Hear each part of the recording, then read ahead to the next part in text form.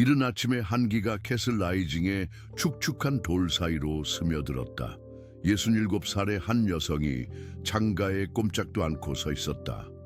떨리는 손으로 벌레 먹은 나무 틀을 움켜쥐고 있었다. 한때 사파이어처럼 빛났던 그녀의 눈은 이제 공허해 보였다. 오직 그녀만이 볼 수 있는 환상에 갇힌 듯했다. 한때 영국의 여왕이자 공포의 늑대 여왕이었던 프랑스의 이사벨라는 예전의 모습을 거의 찾아볼 수 없었다. 한때 여름밀처럼 황금빛이었던 그녀의 머리카락은 굽은 어깨 위로 헝클어진 회색빛으로 드리워져 있었다. 그녀가 입은 수녀복은 재위 기간 내내 입었던 화려한 비단과 금빛 드레스와 극명한 대조를 이루었다. 방은 작고 소박했다. 가운데 나무 의자 2개가 마주 보고 있었다. 그녀는 그중 하나에 앉았다. 다른 하나는 비어 있었지만 이사벨은 마치 누군가 침묵 속에서 자신의 말을 듣고 있는 듯 빈 공간에 대고 자주 말을 걸었다. 저를 용서해 주시겠어요? 그는 모국어인 프랑스어로 속삭였다. 제가 한 짓을 용서해 주시겠어요? 하인들은 이 순간들을 방해해서는 안 된다는 것을 배웠다. 그들은 전 여왕이 과거의 유령들, 즉 유배 생활의 고독 속에서 그녀를 찾아온 죽은 자들과 대화를 나누었다는 것을 알고 있었다. 가장 자주 대화를 나누었던 사람은 그녀의 남편 에드워드 2세였는데 그녀는 거의 30년 전에 그의 죽음을 명령했었다. 그녀의 손에는 시간과 고통의 흔적이 깃들어 있었다. 한때 루비와 에메랄드 반지를 끼고 있던 자리에는 이제 주름진 피부에 깊은 홈만 남았다. 그녀의 손가락은 마치 보이지 않는 묵주를 기도하듯 사면될 죄를 세는 듯 끊임없이 움직였다. 28년 동안 고립은 그녀의 동반자였다. 아들 에드워드 3세가 정치적 망명을 명령한 이후 이사벨은 은둔자처럼 살아왔다. 형식적인 의미의 포로는 아니었지만 후회라는 사슬이 어떤 자물쇠보다도 그녀를 그 내벽에 단단히 묶어두었다. 밤이면 비명소리가 그녀를 깨웠다. 버클리 성에서 그 끔찍한 밤, 붉게 달아오른 금속관이 남편의 몸을 관통했을 때 들었던 비명과 똑같았다. 그 고통의 메아리가 그녀를 괴롭혔고 영원한 메아리처럼 그녀의 마음속에 울려 퍼졌다. 필요한 일이었다. 그는 속으로 되뇌었지만 그 말은 자신의 귀에도 공허하게 들렸다. 하루에 3번씩 음식이 도착했지만 그녀는 거의 손도 대지 않았다. 그녀의 몸은 연약해져 거의 투명해졌다. 양피지 같은 피부 아래로 뼈가 드러났고 움직일 때마다 고통스러웠다. 마치 자신의 몸이 영혼의 죄악을 벌하는 것 같았다. 방문객은 드물었다. 가끔 궁중 귀족들이 예의상 들르기는 했지만 대화는 짧고 긴장감 넘쳤다. 이사벨은 더 이상 정치나 권력에 대해 이야기하지 않았다. 그녀의 말은 과거, 자신이 내린 결정, 그리고 그 결정이 그녀를 지금의 자리로 이끌었던 결과에 대한 횡설수설로 흘러갔다. 방구석에서 그림자들이 마치 살아 움직이는 듯했다. 이사벨은 공포와 매혹이 뒤섞인 눈빛으로 그들을 바라보았다. 마치 그 어두운 형체들 속에서 익숙한 얼굴들을 알아본 듯. 그녀는 그들에게 말을 걸고 용서를 구하고 자신을 내버려 두라고 간청했다. 화장대 위 거울은 오래전 검은 천으로 덮여 있었다.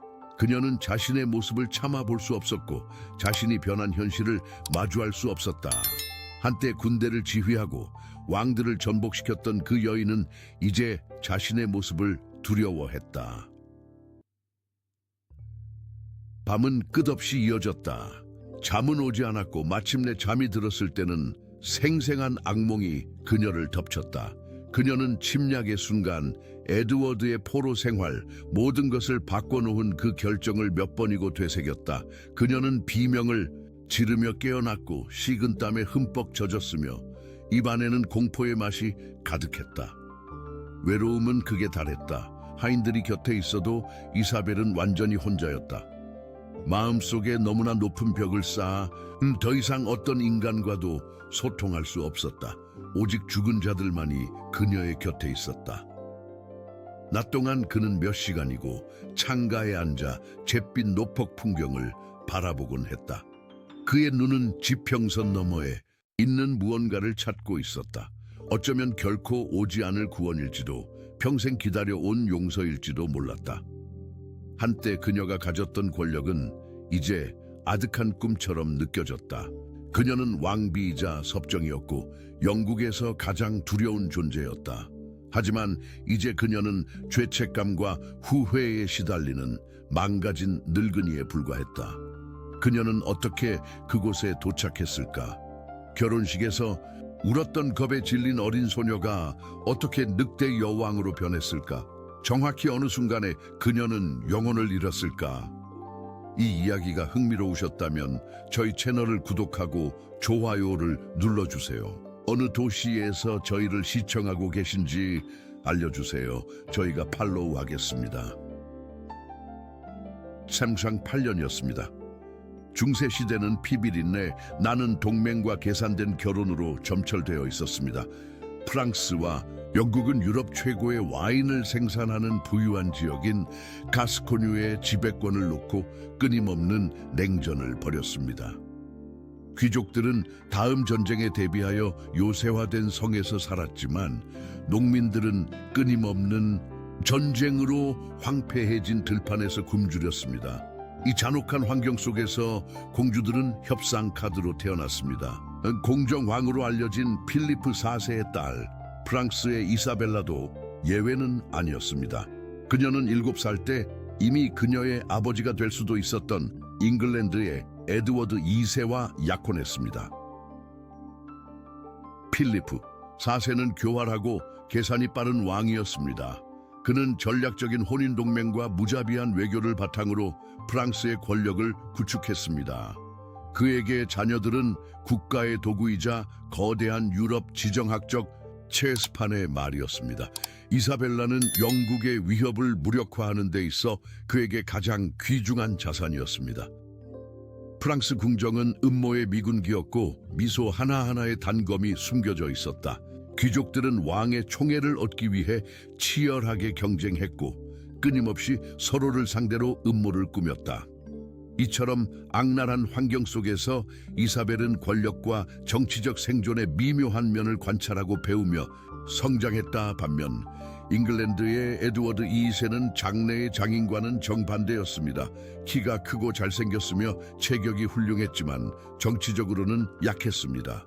그의 왕국은 아버지 에드워드 1세의 막대한 전쟁으로 인한 내분, 귀족들의 반란, 그리고 경제 붕괴로 어려움을 겪었습니다. 영국 귀족들을 가장 불안하게 만든 것은 왕이 총애하는 남자들에게 집착하는 모습이었다. 우선 인질로 영국에 도착하여 왕의 가장 가까운 신복이 된 가스코뉴 귀족 피어스 게버스턴이 있었다.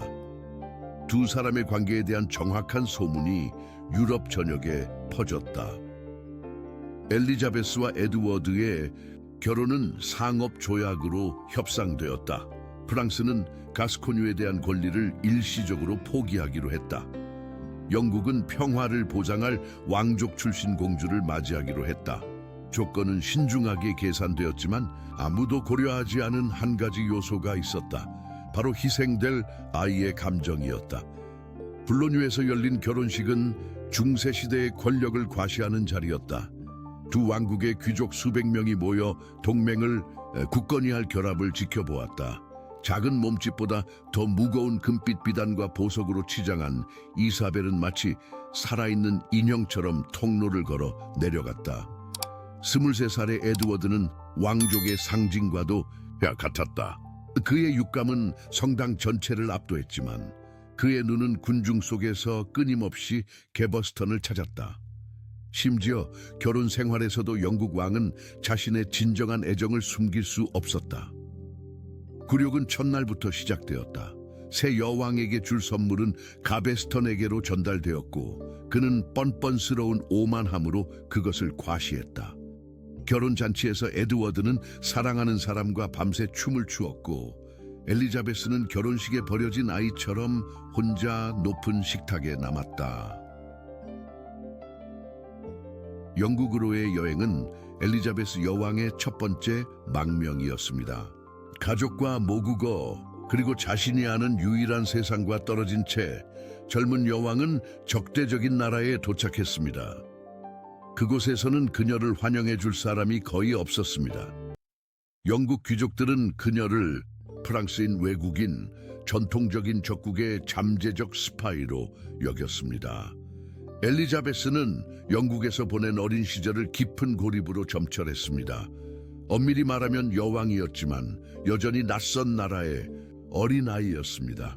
에드워드는 그녀를 거의 방문하지 않았고 게버스턴과 함께 시간과 자원을 보내는 것을 선호했습니다.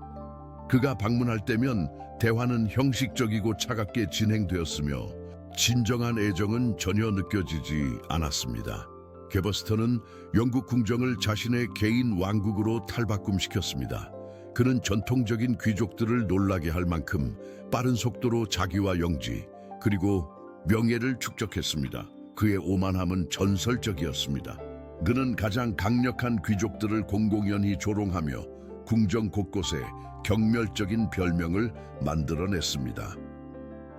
처음에는 버려진 젊은 여왕에게 동정적이었던 영국 귀족들은 곧 진짜 범인에게 적대감을 드러냈다.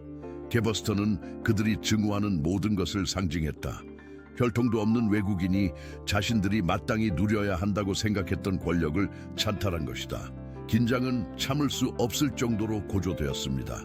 귀족들은 게버스턴의 추방을 요구하며 왕이 따르지 않을 경우 공개 반란을 일으키겠다고 위협했습니다. 에드워드는 일시적으로 누그러져 총애하는 그를 아일랜드로 보냈지만 가능한 한 빨리 데려와 귀족들의 요구에 공개적으로 반항했습니다. 이사벨은 너무 빨리 성숙해진 아이의 눈으로 이러한 갈등을 관찰했습니다. 그녀는 권력이 반드시 왕관에 있는 것이 아니라 충성심이나 두려움 혹은 둘 다를 불러일으킬 수 있는 자에게 있다는 것을 깨달았습니다. 에드워드가 왕임에도 불구하고 실제로는 감정과 집착에 휘둘리는 약함을 보았습니다. 엘리자베스에게 주어진 첫 번째 중요한 정치적 교훈은 귀족들이 마침내 행동에 나섰을 때였습니다. 1312년 게버스턴은 랭커스터의 토머스가 이끄는 연합군에 체포되었습니다. 정식 재판도 없이 그는 외딴 언덕으로 끌려가 반역자로 참수당했습니다. 에드워드의 반응은 참담했다. 그는 몇 주 동안이나 집에 틀어박혀 음식도 친구도 거부하며 잃어버린 사랑하는 사람을 그리워하며 흐느꼈다. 이제 12살이 된 이사벨은 남편의 절망을 혼란스러운 심정과 자신의 위태로운 처지를 점점 더 깊이 이해하며 지켜보았다. 이것은 엘리자베스가 목격한 최초의 주요 정치적 업적이었다. 조직적인 폭력을 통해 장애물을 제거한 것이다. 귀족들은 왕조차도 힘을 합치면 도전할 수 있다는 것을 보여주었다. 젊은 여왕은 이 교훈을 결코 잊지 못할 것이다. 게버스턴의 죽음은 왕실 결혼 생활의 새로운 시작을 의미했어야 했지만 에드워드는 자신의 실수를 반복하는 데 무한한 재주를 가지고 있었습니다. 진정한 왕비가 될 나이가 된 젊은 아내에게 의지하는 대신 왕은 이전보다 훨씬 더 위험한 새로운 총애를 발견했습니다. 휴 데스펜서 2세는 가베스턴의 모든 면모를 갖추고 있었지만 그보다 더 강력했다. 야심만만하고 잔인하며 양심의 가책이 없는 그는 불안정한 에드워드를 재빨리 장악했다. 처형된 가스코뉴인과는 달리 데스펜서는 영국 귀족 계급에 깊은 뿌리를 두고 있었고 왕권을 장악하는 방법에 대한 해박한 지식을 갖추고 있었다. 34년 이사벨라는 18살이 되어 마침내 결혼을 성사시켰습니다. 생식을 담당하는 여왕으로서 그녀의 첫 번째 역할은 미래의 에드워드 3세를 낳으면서 완수되었습니다. 왕국은 후계자의 탄생을 축하했지만 이사벨라에게는 어머니가 된다는 것이 기쁨과 동시에 자신의 연약함을 더 깊이 이해하게 해주었습니다.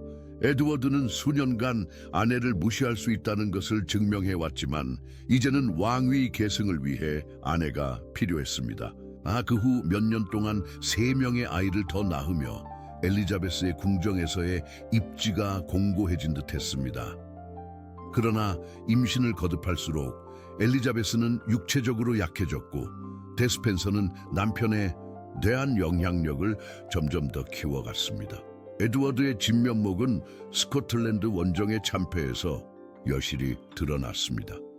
로버트 더 브루스가 이끄는 스코틀랜드인들은 영국의 지배에 맞서 잔혹한 독립전쟁을 벌이고 있었습니다. 에드워드는 수십 년 만에 영국이 결성한 최대 규모의 군대를 이끌고 반란을 완전히 진압하기로 결심했습니다. 314년 6월 벤넉번 전투는 영국 군사사에서 가장 치욕적인 패배 중 하나로 기록되었습니다. 에드워드는 브루스가 이끄는 8,000명의 스코틀랜드군에 맞서 2만 명이 넘는 병력을 이끌었습니다. 그는 수적 우세, 더 나은 장비, 중기병, 그리고 치명적인 웨일스 궁수 등 모든 면에서 우위를 점하고 있었습니다. 그러나 에드워드의 오만함과 전략적 무능은 확실한 승리를 완전히 재앙으로 바꿔놓았습니다. 그는 습지대를 무시하고 병력을 분산시켰으며 조율 없이 성급하게 공격했습니다. 스코틀랜드인들은 스털링셔의 진흙탕에서 영국 귀족의 꽃들을 학살했습니다. 에드워드는 부하들과 명예, 그리고 군사적 지도력이라는 모든 허울을 버리고 전장을 떠났습니다. 그 패배는 군사적인 패배만이 아니라 심리적인 패배이기도 했습니다. 전투에서 도망치는 왕은 병사뿐만 아니라 통치할 도덕적 권위까지 잃는 것입니다. 엘리자베스는 이 재앙 소식을 공포와 냉정한 계산이 뒤섞인 심정으로 받아들였다. 남편은 악한 왕일 뿐만 아니라 겁쟁이라는 것을 스스로 증명해 보였다. 데스펜서에 대한 그의 편애에 이미 불만을 품고 있던 영국 귀족들은 이제 그를 노골적인 경멸의 눈초리로 바라보았다. 데스펜서는 벤넉번 사건 이후에 혼란을 틈타 자신의 권력을 공고히 했습니다. 에드워드가 우울증과 자기 연민에 빠져들자 그의 총애를 받는 데스펜서는 왕실 재정, 중요 직책, 그리고 결정적으로 왕과의 접촉을 장악하기 위한 계략을 꾸몄습니다. 점차 그는 잉글랜드의 진정한 통치자가 되었습니다. 엘리자베스가 겪은 첫 번째 왕실 배신은 예상치 못한 곳에서 비롯되었습니다. 바로 시댁이었습니다. 부자 관계인 데스펜서 가문은 엘리자베스를 왕실의 영향력으로부터 고립시키기 위한 조직적인 작전을 시작했습니다. 그들은 엘리자베스의 서신을 가로채고 이동을 제한했으며 가장 치욕적인 것은 엘리자베스의 재산과 수입을 몰수하기 시작했습니다. 엘리자베스 여왕은 왕실을 부양하기 위해 소득 창출 토지를 소유할 권리가 있었습니다. 데스펜서 가문은 여러 법적 명분을 내세워 그 토지를 차지했고 이로 인해 엘리자베스는 기본적인 생활비를 남편에게 의존해야 했습니다. 이는 새로운 권력계층에서 자신의 위치를 상기시키기 위해 의도적으로 자행된 굴욕이었습니다. 엘리자베스 여왕이 기본적인 하인조차 박탈당하자 상황은 더욱 악화되었습니다. 시녀들은 해고되었고 개인 경호원들은 재배치되었으며 보석은 압수되었습니다. 영국 여왕은 자신의 지위를 유지하기 위해 가장 기본적인 체면만 갖추면 되는 상황에 놓였습니다. 이러한 체계적인 몰락은 엘리자베스의 마음속에 원초적인 무언가를 일깨웠다. 영국에 도착했을 때 두려움에 떨던 소녀는 권력의 역학관계를 온전히 이해하는 여성으로 변했다. 그녀는 귀족들이 게버스턴을 제거하는 모습을 지켜보았다. 데스펜서가 왕권을 찬탈하는 모습도 목격했다. 이제 그 교훈을 실천할 때가 되었다의 전환점은 1321년 데스펜서 가문의 폭정에 신물이 난 귀족들이 공공연한 반란을 일으키면서 찾아왔습니다. 이번에는 엘리자베스 여왕이 수동적인 방관자가 아니었습니다. 그녀는 반란 지도자들에게 비밀리에 메시지를 보내 왕의 총애를 받는 신하들의 권력을 제한하려는 모든 노력에 지지를 표명했습니다. 이어진 내전은 잔혹하고 혼란스러웠습니다. 데스펜서 가문은 너무나 많은 적을 축적하여 사실상 모든 영국 귀족들이 데스펜서 가문에 맞서 연합했습니다. 에드워드는 자신의 왕국과 총애하는 귀족들 사이에서 선택을 강요받자 반란군을 달래기 위해 그들을 일시적으로 추방했습니다. 하지만 언제나처럼 에드워드는 확고한 정치적 결정을 내리지 못했습니다. 1년도 차에 되지 않아 그는 외국 용병대를 이끌고 데스펜서 가문을 다시 불러들였습니다. 내전은 더욱 격렬하게 재개되었습니다. 이번에는 왕의 총애를 받는 자들이 승리에 만족하지 않았습니다. 그들은 폭력에 익숙한 시대조차 충격에 빠뜨릴 만큼 잔혹하게 반란군 지도자들을 처형했습니다. 개버스턴의 처형을 명령했던 바로 그 인물 랭커스터의 토머스는 공개 참수당했습니다. 다른 귀족들은 교수형에 처해지거나 끌려가거나 사지가 갈기갈기 찢기거나 추방당했습니다. 이사벨은 이러한 처형 장면을 병적인 매혹감으로 지켜보았습니다. 절대 권력이 어떻게 부패하고 복수가 어떻게 더 큰 복수를 낳고 폭력이 어떻게 스스로를 부추기는지 목격했습니다. 하지만 그녀는 또한 타이밍, 연합구축 그리고 적을 완전히 제거하는 것의 중요성에 대한 실질적인 교훈을 얻었습니다. 왕국은 일시적인 평화를 얻었지만 그것은 공포의 평화였다. 데스펜서 가문은 이제 영국을 철권 통치했고 어떤 반대도 무자비하게 진압되었다. 에드워드는 사실상 왕조의 정통성도 대중의 지지도 없는 사람들에게 왕권을 위임했다. 엘리자베스에게 이 시기는 결혼 생활이나 지위에 대한 모든 환상의 종식을 의미했습니다. 그녀는 더 이상 애정을 기대하는 아내도 존경을 기대하는 여왕도 아니었습니다. 그녀는 존엄성과 자원 그리고 선택권을 박탈당한 채 자신의 궁정에 갇혀있는 화려한 포로였습니다. 변신은 완벽했다. 결혼식에서 울었던 소녀는 생존에는 인내심 이상의 것이 필요하다는 것을 깨달은 여인이 되었다. 교활함과 동맹 그리고 필요하다면 폭력까지 필요했다. 이사벨과 데스펜서 가문 사이에는 개인적인 전쟁이 시작되었지만 그들은 아직 그것을 알지 못했다. 개버스턴의 죽음은 왕실 결혼 생활의 새로운 시작을 의미했어야 했지만 에드워드는 자신의 실수를 반복하는 데 무한한 재주를 가지고 있었습니다. 진정한 왕비가 될 나이가 된 젊은 아내에게 의지하는 대신 왕은 이전보다 훨씬 더 위험한 새로운 총애를 발견했습니다. 휴 데스펜서 2세는 가베스턴의 모든 면모를 갖추고 있었지만 그보다 더 강력했다. 야심만만하고 잔인하며 양심의 가책이 없는 그는 불안정한 에드워드를 재빨리 장악했다. 처형된 가스코뉴인과는 달리 데스펜서는 영국 귀족 계급에 깊은 뿌리를 두고 있었고 왕권을 장악하는 방법에 대한 해박한 지식을 갖추고 있었다. 34년 이사벨라는 18살이 되어 마침내 결혼을 성사시켰습니다. 생식을 담당하는 여왕으로서 그녀의 첫 번째 역할은 미래의 에드워드 3세를 낳으면서 완수되었습니다. 왕국은 후계자의 탄생을 축하했지만 이사벨라에게는 어머니가 된다는 것이 기쁨과 동시에 자신의 연약함을 더 깊이 이해하게 해주었습니다. 에드워드는 수년간 아내를 무시할 수 있다는 것을 증명해왔지만 이제는 왕위 계승을 위해 아내가 필요했습니다. 그 후 몇 년 동안 3명의 아이를 더 낳으며 엘리자베스의 궁정에서의 입지가 공고해진 듯했습니다. 그러나 임신을 거듭할수록 엘리자베스는 육체적으로 약해졌고 데스펜서는 남편에 대한 영향력을 점점 더 키워갔습니다. 에드워드의 진면목은 스코틀랜드 원정의 참패에서 여실히 드러났습니다. 로버트 더 브루스가 이끄는 스코틀랜드인들은 영국의 지배에 맞서 잔혹한 독립전쟁을 벌이고 있었습니다. 에드워드는 수십 년 만에 영국이 결성한 최대 규모의 군대를 이끌고 반란을 완전히 진압하기로 결심했습니다.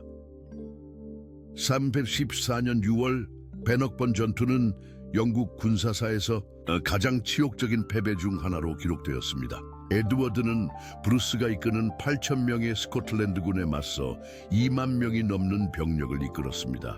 그는 수적 우세, 더 나은 장비, 중기병, 그리고 치명적인 웨일스 궁수 등 모든 면에서 우위를 점하고 있었습니다. 그러나 에드워드의 오만함과 전략적 무능은 확실한 승리를 완전히 재앙으로 바꿔놓았습니다. 그는 습지대를 무시하고 병력을 분산시켰으며 조율 없이 성급하게 공격했습니다. 스코틀랜드인들은 스털링셔의 진흙탕에서 영국 귀족의 꽃들을 학살했습니다. 에드워드는 부하들과 명예, 그리고 군사적 지도력이라는 모든 허울을 버리고 전장을 떠났습니다. 그 패배는 군사적인 패배만이 아니라 심리적인 패배이기도 했습니다. 전투에서 도망치는 왕은 병사뿐만 아니라 통치할 도덕적 권위까지 잃는 것입니다. 엘리자베스는 이 재앙 소식을 공포와 냉정한 계산이 뒤섞인 심정으로 받아들였다. 남편은 악한 왕일 뿐만 아니라 겁쟁이라는 것을 스스로 증명해 보였다. 데스펜서에 대한 그의 편애에 이미 불만을 품고 있던 영국 귀족들은 이제 그를 노골적인 경멸의 눈초리로 바라보았다. 데스펜서는 배넉번 사건 이후의 혼란을 틈타 자신의 권력을 공고히 했습니다. 에드워드가 우울증과 자기 연민에 빠져들자 그의 총애를 받는 데스펜서는 왕실 재정, 중요, 직책, 그리고 결정적으로 왕과의 접촉을 장악하기 위한 계략을 꾸몄습니다. 점차 그는 잉글랜드의 진정한 통치자가 되었습니다. 엘리자베스가 겪은 첫 번째 왕실 배신은 예상치 못한 곳에서 비롯되었습니다. 바로 시댁이었습니다.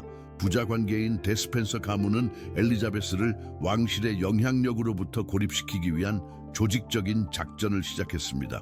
그들은 엘리자베스의 서신을 가로채고 이동을 제한했으며 가장 치욕적인 것은 엘리자베스의 재산과 수입을 몰수하기 시작했습니다.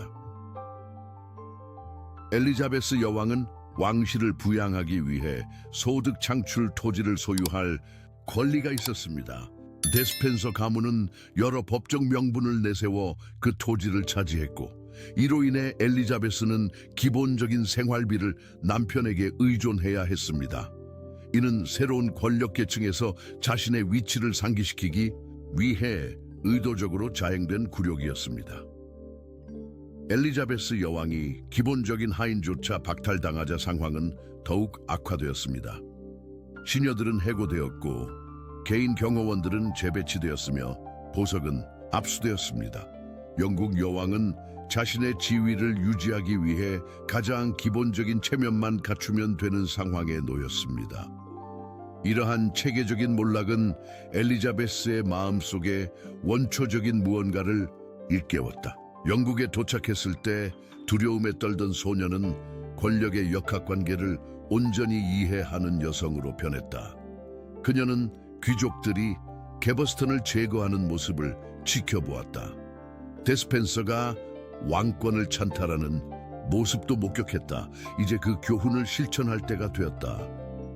전환점은 1321년 데스펜서 가문의 폭정에 신물이 난 귀족들이 공공연한 반란을 일으키면서 찾아왔습니다. 이번에는 엘리자베스 여왕이 수동적인 방관자가 아니었습니다. 그녀는 반란 지도자들에게 비밀리에 메시지를 보내 왕의 총애를 받는 신하들의 권력을 제한하려는 모든 노력에 지지를 표명했습니다. 이어진 내전은 잔혹하고 혼란스러웠습니다. 데스펜서 가문은 너무나 많은 적을 축적하여 사실상 모든 영국 귀족들이 데스펜서 가문에 맞서 연합했습니다. 에드워드는 자신의 왕국과 총애하는 귀족들 사이에서 선택을 강요받자 반란군을 달래기 위해 그들을 일시적으로 추방했습니다. 하지만 언제나처럼 에드워드는 확고한 정치적 결정을 내리지 못했습니다. 1년도 차에 되지 않아 그는 외국 용병대를 이끌고 데스펜서 가문을 다시 불러들였습니다. 내전은 더욱 격렬하게 재개되었습니다. 이번에는 왕의 총애를 받는 자들이 승리에 만족하지 않았습니다. 그들은 폭력에 익숙한 시대조차 충격에 빠뜨릴 만큼 잔혹하게 반란군 지도자들을 처형했습니다. 개버스턴의 처형을 명령했던 바로 그 인물, 랭커스터의 토머스는 공개 참수당했습니다. 다른 귀족들은 교수형에 처해지거나 끌려가거나 사지가 갈기갈기 찢기거나 추방당했습니다. 이사벨은 이러한 처형 장면을 병적인 매혹감으로 지켜보았습니다. 절대 권력이 어떻게 부패하고 복수가 어떻게 더 큰 복수를 낳고 폭력이 어떻게 스스로를 부추기는지 목격했습니다. 하지만 그녀는 또한 타이밍, 연합 구축, 그리고 적을 완전히 제거하는 것의 중요성에 대한 실질적인 교훈을 얻었습니다. 왕국은 일시적인 평화를 얻었지만 그것은 공포의 평화였다. 데스펜서, 가문은 이제 영국을 철권 통치했고 어떤 반대도 무자비하게 진압되었다. 에드워드는 사실상 왕조의 정통성도 대중의 지지도 없는 사람들에게 왕권을 위임했다. 엘리자베스에게 이 시기는 결혼 생활이나 지위에 대한 모든 환상의 종식을 의미했습니다. 그녀는 더 이상 애정을 기대하는 아내도 존경을 기대하는 여왕도 아니었습니다. 그녀는 존엄성과 자원 그리고 선택권을 박탈당한 채 자신의 궁정에 갇혀있는 화려한 포로였습니다. 변신은 완벽했다. 결혼식에서 울었던 소녀는 생존에는 인내심 이상의 것이 필요하다는 것을 깨달은 여인이 되었다. 교활함과 동맹 그리고 필요하다면 폭력까지 필요했다. 이사벨과 데스펜서 가문 사이에는 개인적인 전쟁이 시작되었지만 그들은 아직 그것을 알지 못했다. 개버스턴의 죽음은 왕실 결혼 생활의 새로운 시작을 의미했어야 했지만 에드워드는 자신의 실수를 반복하는 데 무한한 재주를 가지고 있었습니다. 진정한 왕비가 될 나이가 된 젊은 아내에게 의지하는 대신 왕은 이전보다 훨씬 더 위험한 새로운 총애를 발견했습니다. 휴 데스펜서 2세는 가베스턴의 모든 면모를 갖추고 있었지만 그보다 더 강력했다. 야심만만하고 잔인하며 양심의 가책이 없는 그는 불안정한 에드워드를 재빨리 장악했다.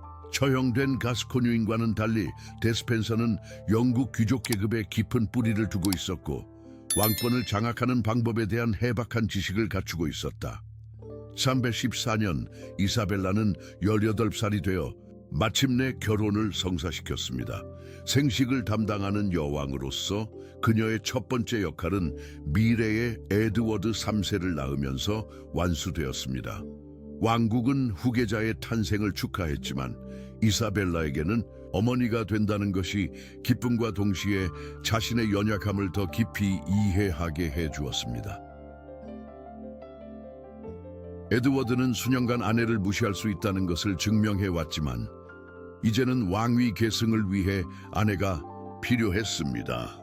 그 후 몇 년 동안 3명의 아이를 더 낳으며 엘리자베스의 궁정에서의 입지가 공고해진 듯했습니다. 그러나 임신을 거듭할수록 엘리자베스는 육체적으로 약해졌고 데스펜서는 남편에 대한 영향력을 점점 더 키워갔습니다. 에드워드의 진면목은 스코틀랜드 원정의 참패에서 여실히 드러났습니다.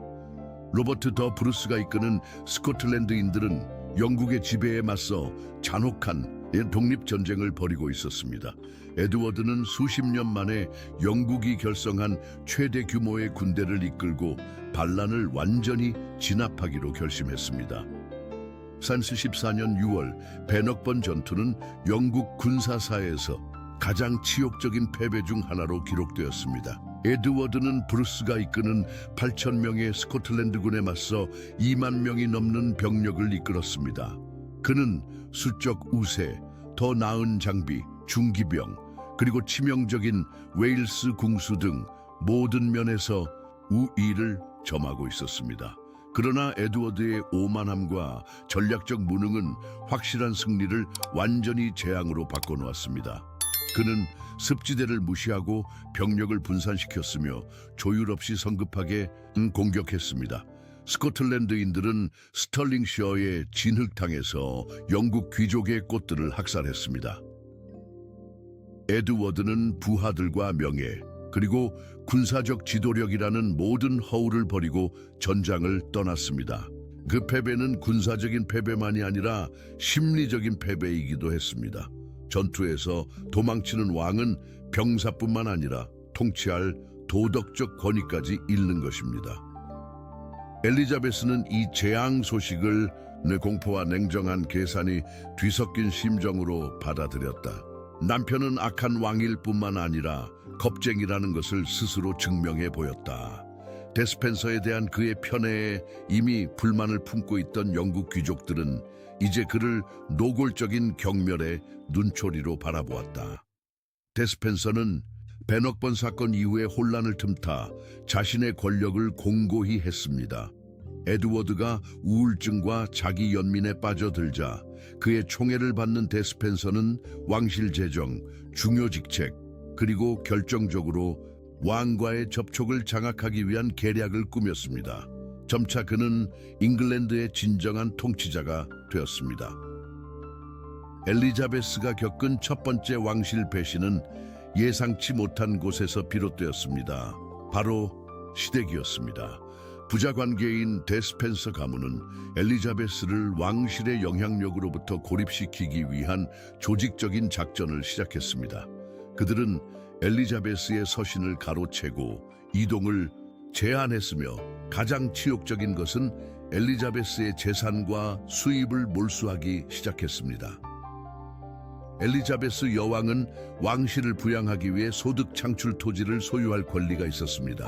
데스펜서 가문은 여러 법적 명분을 내세워 그 토지를 차지했고, 이로 인해 엘리자베스는 기본적인 생활비를 남편에게 의존해야 했습니다. 이는 새로운 권력 계층에서 자신의 위치를 상기시키기 위해 의도적으로 자행된 굴욕이었습니다. 엘리자베스 여왕이 기본적인 하인조차 박탈당하자 상황은 더욱 악화되었습니다. 시녀들은 해고되었고 개인 경호원들은 재배치되었으며 보석은 압수되었습니다. 영국 여왕은 자신의 지위를 유지하기 위해 가장 기본적인 체면만 갖추면 되는 상황에 놓였습니다. 이러한 체계적인 몰락은 엘리자베스의 마음속에 원초적인 무언가를 일깨웠다. 영국에 도착했을 때 두려움에 떨던 소녀는 권력의 역학관계를 온전히 이해하는 여성으로 변했다. 그녀는 귀족들이 개버스턴을 제거하는 모습을 지켜보았다.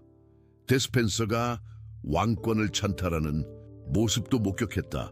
이제 그 교훈을 실천할 때가 되었다. 전환점은 1321년 데스펜서 가문의 폭정에 신물이 난 귀족들이 공공연한 반란을 일으키면서 찾아왔습니다. 이번에는 엘리자베스 여왕이 수동적인 방관자가 아니었습니다.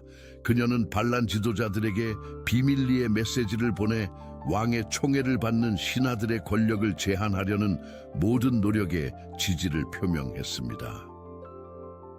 이어진 내전은 잔혹하고 혼란스러웠습니다. 데스펜서 가문은 너무나 많은 적을 축적하여 사실상 모든 영국 귀족들이 데스펜서 가문에 맞서 연합했습니다. 에드워드는 자신의 왕국과 총애하는 귀족들 사이에서 선택을 강요받자 반란군을 달래기 위해 그들을 일시적으로 추방했습니다. 하지만 언제나처럼 에드워드는 확고한 정치적 결정을 내리지 못했습니다. 1년도 차에 되지 않아 그는 외국 용병대를 이끌고 데스펜서 가문을 다시 불러들였습니다. 내전은 더욱 격렬하게 재개되었습니다. 이번에는 왕의 총애를 받는 자들이 승리에 만족하지 않았습니다. 그들은 폭력에 익숙한 시대조차 충격에 빠뜨릴 만큼 잔혹하게 반란군 지도자들을 처형했습니다. 개버스턴의 처형을 명령했던 바로 그 인물, 랭커스터의 토머스는 공개 참수당했습니다. 다른 귀족들은 교수형에 처해지거나 끌려가거나 사지가 갈기갈기 찢기거나 추방당했습니다. 이사벨은 이러한 처형 장면을 병적인 매혹감으로 지켜보았습니다. 절대 권력이 어떻게 부패하고 복수가 어떻게 더 큰 복수를 낳고 폭력이 어떻게 스스로를 부추기는지 목격했습니다. 하지만 그녀는 또한 타이밍, 연합 구축, 그리고 적을 완전히 제거하는 것의 중요성에 대한 실질적인 교훈을 얻었습니다. 왕국은 일시적인 평화를 얻었지만 그것은 공포의 평화였다. 데스펜서 가문은 이제 영국을 철권 통치했고 어떤 반대도 무자비하게 진압되었다. 에드워드는 사실상 왕조의 정통성도 대중의 지지도 없는 사람들에게 왕권을 위임했다. 엘리자베스에게 이 시기는 결혼 생활이나 지위에 대한 모든 환상의 종식을 의미했습니다. 그녀는 더 이상 애정을 기대하는 아내도 존경을 기대하는 여왕도 아니었습니다. 그녀는 존엄성과 자원 그리고 선택권을 박탈당한 채 자신의 궁정에 갇혀있는 화려한 포로였습니다. 변신은 완벽했다. 결혼식에서 울었던 소녀는 생존에는 인내심 이상의 것이 필요하다는 것을 깨달은 여인이 되었다. 교활함과 동맹 그리고 필요하다면 폭력까지 필요했다. 이사벨과 데스펜서 가문 사이에는 개인적인 전쟁이 시작되었지만 그들은 아직 그것을 알지 못했다. 326년 9월 24일 프랑스의 이사벨라는 고국으로 돌아가는 순종적인 여왕이 아니라 침략군을 이끄는 외국의 정복자로서 영국 땅에 발을 디뎠습니다. 서퍽주 오웰에 상륙한 그녀의 환영은 저항이 아닌 축하로 가득했습니다. 농민들은 데스펜서 가문의 폭정으로부터 자신들을 해방시켜주기 위해 온 훌륭한 여왕에게 환호하며 길가에 줄지어 섰습니다. 에드워드 정권의 붕괴 속도는 상상을 초월했습니다. 도시마다 저항 없이 성문을 열었습니다. 수년간 중립을 지켜왔던 귀족들은 갑자기 엘리자베스에게 공개적으로 표명한 적이 없었던 충성심을 보였습니다. 일주일 만에 반란을 일으킨 여왕은 잉글랜드 동부를 장악했습니다. 에드워드와 데스펜서 가문은 서쪽으로 도망쳐 웨일스 요새로 피난했습니다. 하지만 그곳에서도 지원은 빠르게 줄어들고 있었습니다. 병사들은 장비와 말을 챙겨 집단 탈영했습니다. 지역 지휘관들은 항복의 표시로 성의 열쇠를 보내 엘리자베스에게 충성을 맹세했습니다. 런던의 상황은 혼란스러웠습니다. 질서를 유지할 왕이 없자 시민들은 경멸받는 정권의 상징에 맞서 자발적으로 봉기했습니다. 데스펜서 동맹의 저택들은 약탈당하고 불태워졌습니다. 수년간 자신들을 억압해온 체제의 몰락을 축하하는 군중 속에서 세금 기록은 공개적으로 파기되었습니다. 데스펜서 가문의 핵심 지지자 중 한 명이었던 엑서터 주교 월터 스테이플더는 런던을 떠나려다 런던 폭도들에게 잔혹하게 살해당했습니다. 그의 머리는 잘려나가 다른 몰락한 정권 지지자들에게 경고의 의미로 쇠창살에 꽂혀 전시되었습니다.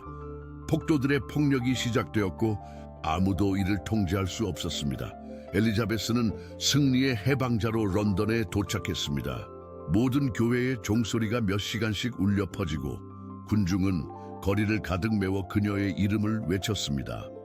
18년 전 어린 신부로 처음 도착했을 때와는 비교할 수 없을 만큼 극적이었습니다. 이제 그녀는 왕국의 운명을 좌우하게 되었습니다. 최우선 과제는 에드워드와 데스펜서 가문을 체포하는 것이었습니다. 모티머는 체계적인 추격전을 조직하여 웨일즈 전역의 기병 정찰대를 파견했습니다. 그는 도망자들의 행방을 알려주는 사람에게 거액의 현상금을 걸겠다고 약속했고 왕실의 총애를 받는 신하들에게 수년간 약탈당해 온 지역 주민들은 이에 열렬히 협조했습니다. 휴, 데스펜서 원로가 먼저 체포되어 브리스톨의 한 교회에 숨어 있다가 발견되었습니다. 왕국을 약탈하여 막대한 부를 축적한 이 노인은 사슬에 묶인 채 엘리자베스 앞으로 끌려갔습니다. 한때 생계비를 위해 돈을 구걸했던 여왕은 이제 자신을 체계적으로 가난하게 만든 남자의 운명을 결정해야 했습니다. 데스펜서 대왕의 재판은 예정된 처형을 정당화하기 위해 고안된 법적 희극이었다. 그는 반역, 왕권 찬탈, 그리고 사법 부패 혐의로 기소되었다. 범죄가 수년간 공개적으로 저질러졌기에 증거는 압도적이었다. 형량은 교수형과 사지 절단이었다. 에드워드와 휴 데스펜서 주니어는 결국 나멜스니스 수도원에 숨어 있던 것으로 발견되었습니다. 그들은 바다를 통해 도피하려 했지만 역풍으로 인해 해안으로 후퇴해야 했습니다.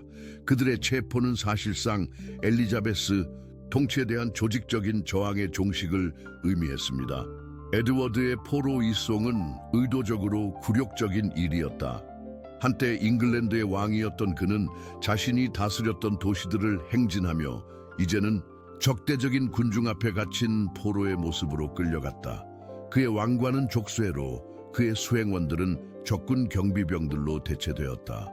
왕좌의 진정한 권력자였던 휴 데스펜서 씨는 가장 잔혹한 처우를 받았습니다. 엘리자베스는 결혼 생활을 파괴하고 재산을 몰수하며 존엄성을 훼손한 총애하는 자에게 복수하기 위해 수년간 기다려왔습니다. 그녀의 복수는 그에 비례하여 끔찍할 것이었습니다. 해리퍼드에서 열린 데스펜서의 공개 재판은 재미와 공포를 동시에 선사하는 장관이었습니다. 반역, 남색, 이단, 부패 혐의로 기소된 그는 중세 사법 체계가 상상할 수 있는 가장 끔찍한 형벌을 선고받았습니다. 형량에는 말에 끌려 거의 죽을 때까지 교수형에 처해지고 살아있는 동안 거세당하고 내장을 꺼낸 후 마침내 참수형에 처해진다는 내용이 명시되어 있었습니다. 처형은 폭군의 몰락을 지켜보기 위해 영국 전역에서 몰려온 수천 명의 군중 앞에서 거행되었습니다. 데스펜서는 먼저 말에 묶인 채 도시거리를 질질 끌려갔습니다. 그의 몸이 포장도로에 부딪혀 찢어지는 동안 군중은 그에게 돌을 던지고 침을 뱉었습니다. 그는 군중 전체가 똑똑히 볼 수 있을 만큼 높은 교수대에 매달렸습니다. 질식하기 시작하자 의식이 있는 그는 나무 사다리에 묶인 차에 내려졌습니다. 그 후 중세시대의 잔혹함을 체계적으로 보여주는 이 장면은 폭력에 익숙한 사람들조차 충격에 빠뜨렸습니다. 의식이 있는 동안 그의 생식기는 그의 눈앞에서 잘려나가 불에 탔습니다. 그의 내장은 천천히 뜯겨져 나와 불 속에 던져졌습니다. 과다출혈과 쇼크로 거의 죽을 지경에 이르렀을 때에야 비로소 참수되었습니다. 그의 머리는 런던으로 보내져 런던 브리지에 전시되어 영원한 경고의 의미를 지니게 되었습니다. 이사벨은 이 학살을 차갑고 만족스러운 마음으로 지켜보았다. 영국의 희생자로 온 겁에 질린 소녀는 이제 자신을 괴롭혔던 자들을 생사의 갈림길로 내몰았다. 양에서 늑대로의 변신이 완벽히 이루어졌다. 데스펜서 가문이 제거되자 남은 것은 에드워드의 운명을 결정하는 것뿐이었다. 폐위된 왕은 처음에는 엘리자베스에게 충성하는 귀족들의 보호를 받으며 캐닐러스 성으로 유폐되어 비교적 예우를 받았다. 그러나 그의 존재 자체가 해결할 수 없는 정치적 문제를 의미했다. 에드워드가 살아있는 한 그는 새 정권에 대한 모든 반란의 자연스러운 결집점이 될 것이 분명했다. 그를 석방하고 왕위에 복위시키려는 음모에 대한 소문이 이미 떠돌았다. 이사벨과 모티머는 전임 왕의 문제가 영구적으로 해결될 때까지는 진정한 평화는 없을 것임을 알고 있었다. 에드워드를 구출하려는 여러 음모가 드러나면서 그를 제거해야 한다는 압력이 거세졌습니다. 엘리자베스의 침략을 지지했던 귀족들은 합법적이지만 폐위된 왕을 살려두는 것에 대해 우려를 표명하기 시작했습니다. 논리적인 해결책은 분명했지만 아무도 공개적으로 말하고 싶어 하지 않았습니다. 327년 1월 의회는 에드워드 3세의 아들인 젊은 왕위 계승을 공식화하기 위해 소집되었습니다. 이 의식은 사실상 쿠데타에 가까웠던 상황을 합법적인 것처럼 보이도록 치밀하게 계획되었습니다. 수개월간의 포로 생활로 인해 마음이 상한 에드워드는 공식적으로 왕위 계승을 포기했습니다. 하지만 퇴위 후에도 에드워드는 여전히 위험한 인물이었습니다. 살아있는 전 국왕은 새 정권의 안정에 끊임없는 위협이었습니다. 구출 시도가 계속되자 결국 그를 더욱 안전하고 불길한 버클리 성으로 이송하기로 결정했습니다. 그곳은 방문객이나 공모자들의 출입이 매우 제한적일 것이었습니다. 이사벨의 복수의 마지막이자 가장 어두운 장이 쓰여진 곳은 바로 버클리의 습한 지하 감옥이었습니다. 1717년 9월 21일 새벽 버클리 성에서 울려 퍼지는 비명소리는 너무나 끔찍해서 마을 주민들을 모두 잠에서 깨웠습니다. 중세 요새의 흔한 소리에 익숙해진 마을 사람들은 그런 소리를 들어본 적이 없었습니다. 그것은 형건할 수 없는 고통 속에 죽어가는 사람의 소리였고 영국 왕 에드워드 2세의 마지막 울음소리였습니다. 그의 죽음의 정확한 경위는 여전히 고의적인 미스터리에 쌓여있지만 가장 널리 받아들여지는 설은 당시의 잔혹한 기준을 훨씬 뛰어넘는 잔혹함을 담고 있습니다. 모티머의 명령에 따라 엘리자베스의 암묵적인 지시를 받은 암살자들은 전 국왕의 항문에 붉게 달궈진 금속관을 삽입했습니다. 이 야만적인 방법은 눈에 띄는 외부 흔적을 남기지 않고 치명적인 내부 손상을 입혔습니다. 이러한 방법의 선택은 우연이 아니었습니다. 처형이자 상징적인 메시지로 의도된 것이었습니다. 에드워드는 자신이 아끼는 남자들과의 동성애 혐의를 받았고 그의 죽음은 아이러니하게도 그의 성적인 죄를 반영하도록 고안되었습니다. 그것은 육체적인 복수였을 뿐만 아니라 심리적인 복수이기도 했습니다. 에드워드의 비명은 웨일스에 밤까지 몇 시간 동안 울려 퍼졌다. 이는 그가 왕족의 영광에서 완전한 굴욕으로 추락했음을 보여주는 최후의 증거였다. 아내보다 총애를 택하고 베넉번 전투에서 영국을 패배로 이끌었으며 외부인들이 왕권을 찬탈하도록 내버려둔 그는 오랫동안 경멸해온 바로 그 겁에 질린 소녀가 꾸민 복수의 희생양으로 죽었다. 에드워드가 죽자 이사벨과 모티머는 젊은 에드워드 3세의 이름으로 사실상 섭정을 맡아 영국을 통치했습니다. 두 연인은 관계를 숨기려 하지 않고 왕실의 과도한 행위에 익숙한 궁정조차 놀라게 할 만큼 사치스러운 생활을 공개적으로 함께했습니다. 모티머는 전례 없는 마치 백작이라는 칭호를 채택하여 사실상 왕국의 다른 모든 귀족들보다 우위에 섰습니다.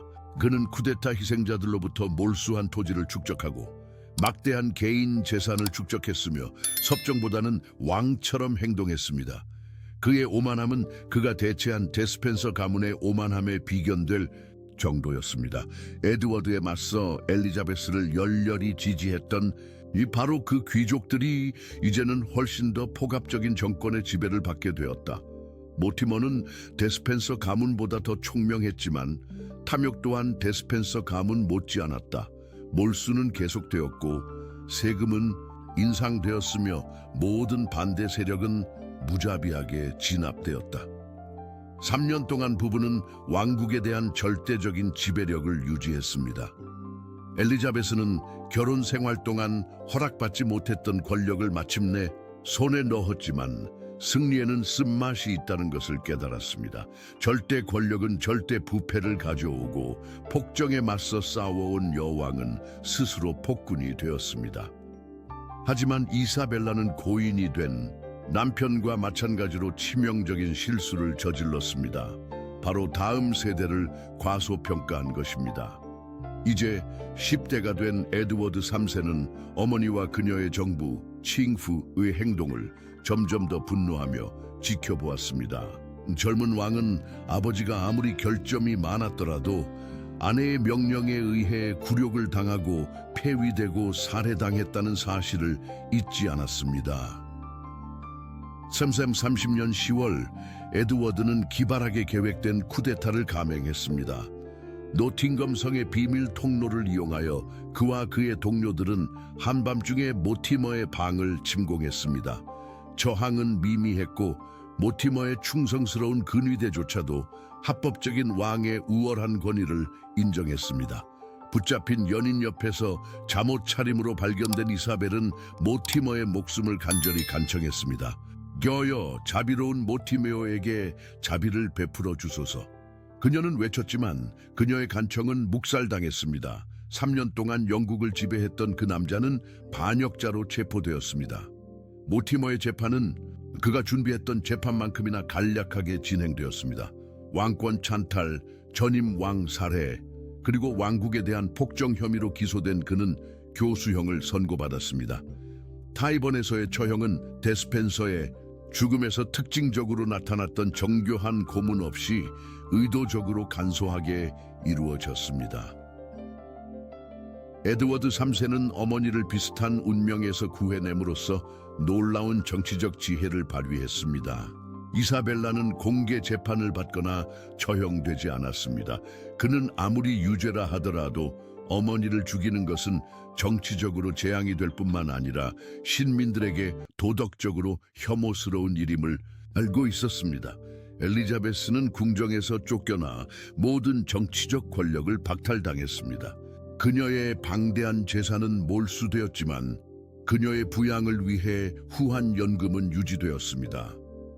울프 여왕은 왕실 연금 수급자로 전락하여 노퍽의 캐슬 라이징에서 강제 은퇴 생활을 했습니다. 엘리자베스는 생애 마지막 28년을 거의 수도원처럼 은둔하며 보냈습니다. 어떤 기록들은 그녀가 결국 정신이 나가 죽은 남편의 환영과 그가 조종한 끔찍한 일에 공모했다는 악몽에 시달렸다고 주장합니다. 다른 기록들은 그녀가 자선활동과 종교적 헌신에 헌신함으로써 뒤늦은 평화를 찾았다고 주장합니다. 그녀의 정신상태에 대한 소문은 수십 년 동안 떠돌았다. 하인들은 보이지 않는 사람들과의 활발한 대화, 밤에 아버지나 아들을 부르는 프랑스어 울음소리, 그리고 방에 2개의 의자를 서로 마주보게 놓아두는 불편한 습관에 대해 이야기했다. 하나는 그녀 자신을 위한 것이고 다른 하나는 에드워드의 유령을 위한 것이었다. 말년에 이사벨라는 여왕으로서의 삶을 특징짓던 왕실의 화려한 복장이 아닌 소박한 프란치스코의 수녀복 차림으로 묻히기를 요청했습니다. 이 요청은 자신의 선택이 초래한 결과에 대한 최종적인 인정이자 뒤늦게나마 영적인 구원을 향한 탐구처럼 보였습니다. 1958년 8월 67세의 나이로 세상을 떠난 이사벨라는 유언에 따라 장례를 치렀지만 특별한 것이 하나 더 추가되었습니다. 바로 에드워드 2세의 심장이 가슴에 있는 로켓에 담겨 있었던 것입니다. 이는 그녀가 30년 전 사형을 명령했던 에드워드 2세에 대한 마지막 후회이자 상징적인 화해의 표시였습니다. 프랑스의 이사벨라 이야기는 단순한 중세 전기의 틀을 벗어나 권력, 복수, 그리고 부패에 대한 우화로 자리 잡았습니다. 외교 동맹이라는 재단에 희생된 어린 신부, 방치되고 굴욕을 당한 왕비, 자식을 지키기로 결심한 어머니, 복수를 갈망하는 열렬한 연인, 폭군적인 섭정, 그리고 마침내 참회하는 은둔자의 이야기입니다. 희생자에서 복수자로의 그녀의 변신은 중세 권력의 잔혹한 현실과 억제되지 않은 야망이 초래하는 파괴적인 대가를 반영합니다. 더 나아가 봉건 사회의 최고위직에 있는 여성들조차 겪는 끔찍한 취약성을 드러냅니다. 이사벨의 삶에서 마지막 아이러니는 그녀를 희생시킨 체제가 그녀의 복수를 위한 조건 또한 만들어냈다는 것입니다. 그녀를 정치적 협상, 카드로 전락시킨 바로 그 가부장적 구조가 그녀를 억압했던 자들을 파괴할 도구 또한 제공해 주었습니다. 오늘날 캐슬 라이징을 방문하는 사람들은 엘리자베스가 살았던 망에서 불안한 감정을 느낀다고 말합니다. 마치 그림자 속에서 지켜보는 듯한 존재, 폭풍우가 몰아치는 성벽 위에 나타난 한 여인의 모습이 마치 한때 자신이 가졌었다가 잃어버렸던 권력을 되새기는 듯 런던을 내려다보고 있습니다. 그녀의 삶에서 가장 충격적인 교훈은 여전히 진실입니다. 우리가 가장 두려워하는 괴물들은 종종 우리 자신의 손으로 만들어진다는 것입니다. 이사벨은 괴물로 태어난 것이 아니라 시대의 잔혹함에 의해 형성되었습니다. 그리고 아마도 이것이 그녀의 가장 오래도록 남는 유산일 것입니다. 오늘의 희생자가 내일의 사형 집행인이 될 수 있다는 경고입니다. 이야기의 끝 그리고 역사의 어두운 복도를 우리와 함께 걸어온 고귀한 관객, 여러분 이 여정에서 무엇을 얻으셨나요? 이 이야기가 마음에 와닿았다면 채널을 구독하고 좋아요를 눌러 생생하고 강렬한 역사를 사랑하는 사람들과 공유해 주세요. 그리고 다음 에피소드도 놓치지 마세요. 로드리고 보르지아, 역사상 가장 논란이 많았던 교황의 부침에 대해 이야기할 예정입니다. 그곳에서 만나요.